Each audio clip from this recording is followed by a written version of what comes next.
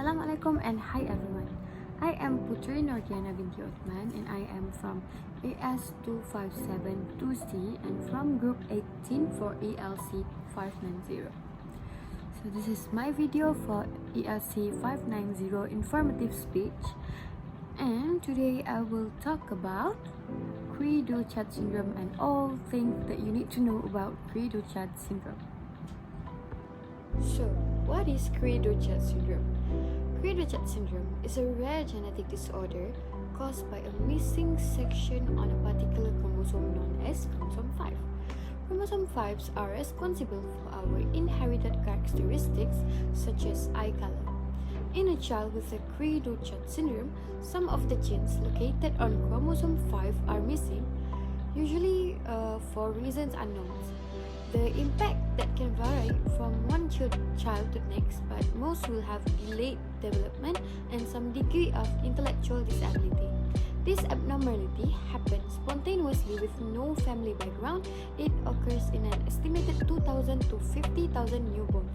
Cri-du-chat syndrome, also known as 5p chromosome syndrome, cat-cry syndrome, or monosomy 5p. Next, I will talk about the symptoms. You must be wondering how newborns or children with Cri-du-chat syndrome looks like or sounds like, right? So here, I will tell you about it. Cri-du-chat syndrome is often diagnosed at birth. The symptoms in a newborn baby can include a high-pitched cat-like cry or weak cry. So this is where the name Cri-du-chat syndrome comes from, because they cry like a cat. They also have low birth weight, a small head, a round face, a broad flattened nose, eyes spaced wide apart, full skin over the eyelid, the abnormalities of the palate such as unusually narrow and high palate, so that is palate, and also receding small chin and malformation of the ears, where their ears can look a bit weird than the other children at their age.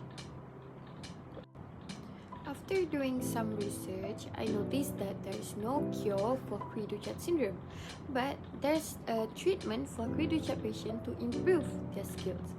So this treatment aims to stimulate the child and help them to reach their full potential that can include physiotherapy to improve their paw muscle tone, speech therapy because children with Cri-du-chat syndrome can develop speech delay, and also communication alternatives such as sign language, since speech is usually delayed, often severely. And also occupational therapy to teach coping strategies and new skills, because children with this kind of syndrome, they have delayed speech, and also they are not the same as their friends in their same age.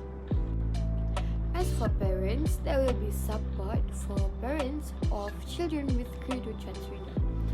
Support services for parents of children with disabilities include counseling, information, referral, advocacy, and support groups.